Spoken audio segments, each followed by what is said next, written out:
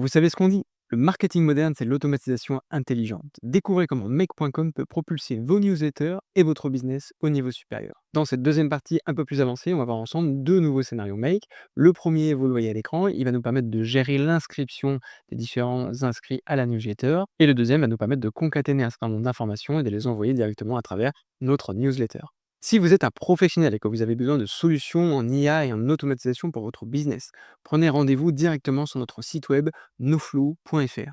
Et si vous souhaitez bénéficier de conseils en intelligence artificielle et en automatisation, je vous propose de réserver une séance d'accompagnement en visioconférence, également sur noflow.fr, afin de vous guider dans vos démarches. Voyons ensemble comment fonctionne le premier scénario de gestion des inscriptions à votre newsletter. Pour des raisons pédagogiques, je n'en parle en détail des scénarios que je vais vous présenter aujourd'hui. Si vous avez des questions ou besoin de précision, je vous invite à nous écrire dans les commentaires, nous y répondrons. Le premier module que l'on va mettre en place, c'est un module Gmail qui va venir regarder dans notre boîte mail Gmail si on a reçu une inscription à notre newsletter. En l'occurrence, ici, notre newsletter, c'est suivi d'action. Donc, ce qu'on va venir faire, c'est venir regarder tous les formulaires qui ont été complétés sur le suivi d'action. Ici, petite astuce, on vient rajouter un module Make AI Tools qui va venir extraire de l'information depuis le texte envoyé dans l'email. Donc là, en l'occurrence, on va venir récupérer deux choses. La première, c'est l'email qui a été envoyé. Donc ça, c'est relativement simple, hein, pas forcément besoin d'utiliser un module comme Make AI Tools. Mais par contre, là où ça devient intéressant, c'est qu'on demande aux abonnés à la newsletter de nous envoyer les actions qu'ils souhaitent suivre. Et en l'occurrence, c'est un format texte. Et donc, ce qu'on va venir faire, c'est venir identifier cette liste d'actions donc avec Make AI Tools. Une fois qu'on a récupéré l'adresse mail du nouvel abonné, on va venir envoyer un email de confirmation, comme quoi il est bien inscrit à la newsletter. Donc là, c'est un format HTML.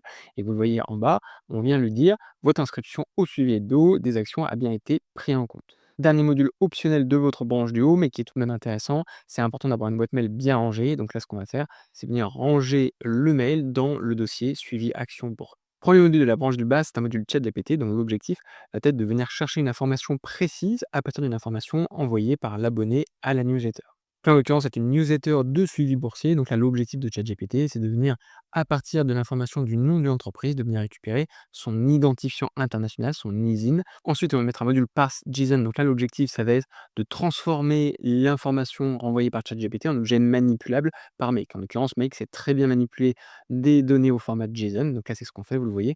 On vient récupérer le résultat de ChatGPT, donc l'ISIN, et venir le transformer en objet manipulable par Make. Ensuite, on met en place un répéteur dont l'objectif va être de venir répéter un certain nombre d'actions en fonction du nombre d'ISIN qui a été identifié. En l'occurrence, vous le voyez, le module précédent parse JSON nous a identifié deux actions, donc deux ISIN, que vous voyez ici, action 1 et action 2, toutes les deux des actions américaines. On rajoute un module Make AI Tools qui vient à nouveau extraire de l'information précise. Donc là, c'est plus un garde-fou qui va nous permettre de vérifier qu'on a bien récupéré l'ISIN à travers le résultat de ChatGPT. Enfin, on va bien stocker l'ensemble de ces informations dans une base de données, en l'occurrence l'email du nouvel abonné à la newsletter, ainsi que les différents ISIN qui ont été demandés comme analyse boursière du nouveau membre. On utilise donc la base de données Notion. On vient récupérer, vous voyez ici, l'ISIN et le stocker dans une base de données directement dans Notion. Ensuite, on va vérifier si l'email n'existe pas déjà dans la base de données. Et en l'occurrence, dernière étape, s'il n'existe pas, on va le rajouter dans la base de données Notion.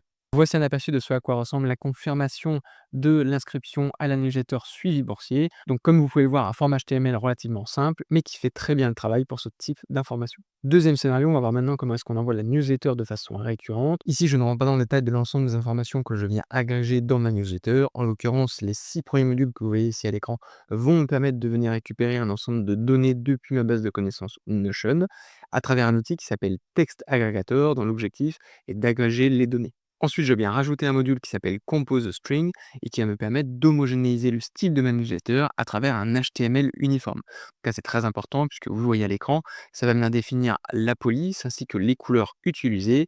Et vous voyez, je viens ensuite concaténer l'ensemble des informations que j'ai pu agréger précédemment, donc à travers les modules Text Aggregator. Donc là, on retrouve le module 128 Text Aggregator, 114, etc.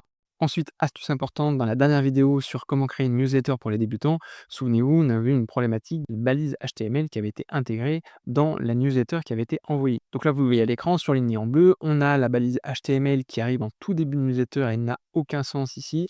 Donc on va la supprimer. Et également à la fin de la newsletter, vous le voyez à l'écran, j'ai 3 caractères qui n'ont pas leur place ici, on va donc les supprimer. Cet outil, c'est le Text Parser Replace qui va nous permettre tout simplement de venir remplacer les caractères que l'on ne souhaite pas avoir dans notre newsletter par un champ vide. Donc en l'occurrence, c'est comme si on supprimait le HTML et les 3 caractères à la fin de notre newsletter. On fait la même chose ici pour les caractères en fin de newsletter et de lui envoyer les informations de la semaine en cours. Le résultat, vous l'attendiez, c'est celui que vous voyez à l'écran. Donc là, en l'occurrence, vous voyez, on a une newsletter qui est un peu plus riche en termes de HTML. On a des couleurs, on a un tableau, on a des informations qui sont structurées avec des bullet points. Donc là, vous voyez tout l'intérêt d'utiliser le format HTML pour avoir une newsletter professionnelle. Si vous êtes un professionnel et que vous avez besoin de solutions en IA et en automatisation pour votre business, je vous invite à prendre rendez-vous directement sur notre site web noflow.fr. Et si vous souhaitez bénéficier de conseils en IA et en automatisation, je vous propose de réserver une séance d'accompagnement en visioconférence sur noflow.fr afin de vous guider dans votre démarche. Merci d'avoir regardé cette vidéo. Pour soutenir notre travail et si elle vous a plu, je vous invite à nous le dire dans les commentaires et à mettre un like. N'hésitez pas à vous abonner et à activer les notifications pour ne pas louper le prochain tutoriel. Je vous dis à la semaine prochaine pour une nouvelle vidéo.